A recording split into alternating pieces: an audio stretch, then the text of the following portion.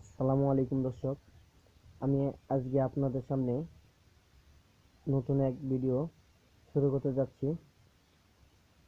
কিভাবে বুঝবেন যে আপনার ফাইবার আপনার ডিশের যে পাওয়ারটা আছে কিংবা নেটের যে পাওয়ারটা আছে, কোথায় ফাইবার কেবল টান খেয়ে আছে, আপনার পরিমাপ মতো পাওয়ার আপনি পাচ্ছেন না, আপনার পরিমাপ মতো আপনি পাওয়ার পাচ্ছেন না, যার জন্য আপনার ছবির মানটা অনেক খারাপ।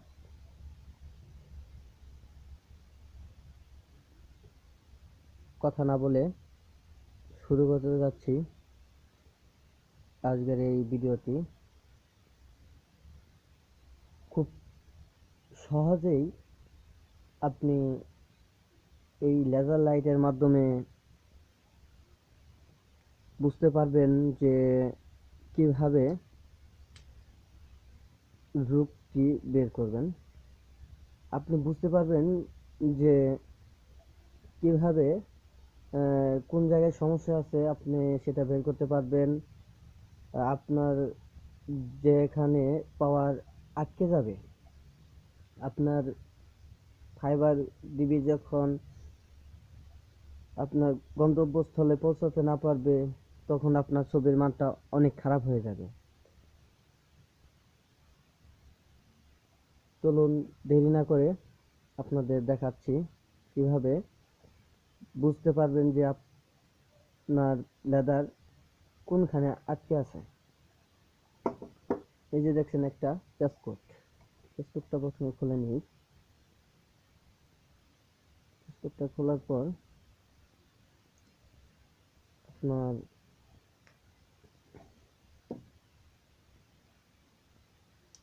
লেজার লাইট মেরে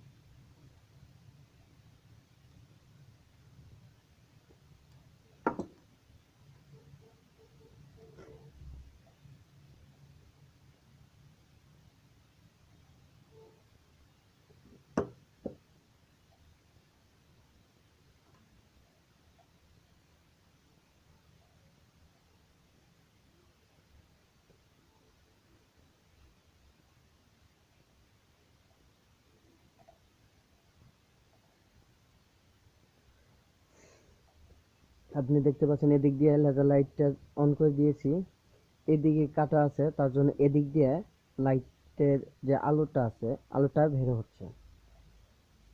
হচ্ছে। এদিকে কোনো জায়গায় চিহ্ন নেই যে আলোর ই কোনো লাইটের নেই, এদিকে কোনো সমস্যা নেই। বুঝতে পারবেন যদি এদিকে হালকা বেঁকিয়ে দিবেন। এদিকে হালকা বেঁকিয়ে দেওয়ার পর দেখতে পাচ্ছেন লাল রঙের বাতি জ্বলতেছে, কারণ এখানে আপনার ওই ফাইবার ডিবির পাওয়ার যেটা, সেটা এখানে লস হয়েছে, মানে আটকে গেছে। এটা যদি আপনি সোজা করে দেন তাহলে দেখবেন নাই।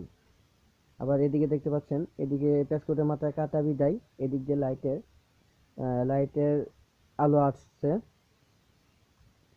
কোনো আহ, জায়গায় যদি এই সাধারণত আপনার দেখাচ্ছি, এই প্যাসকোটের ভেতরে যদি কোনো অংশে ভেঙে যায় কিংবা চাপ খেয়ে, তাহলে আপনার এই প্যাসকোটের যেই জায়গায় ভাঙছে সেই জায়গাটুকুই বাতি জ্বলবে। এদিক দিয়ে দেখেন বাতি নাই। আপনি যে জায়গায় সমস্যা আছে সেই জায়গা দিয়েই বাতি জ্বলবে, আর অন্য কোনো জায়গায় বাতি জ্বলবে না। এতে করে আপনার রূপ ধরতে সহজ হবে। আশা করি ভিডিওটি বুঝতে পারছেন।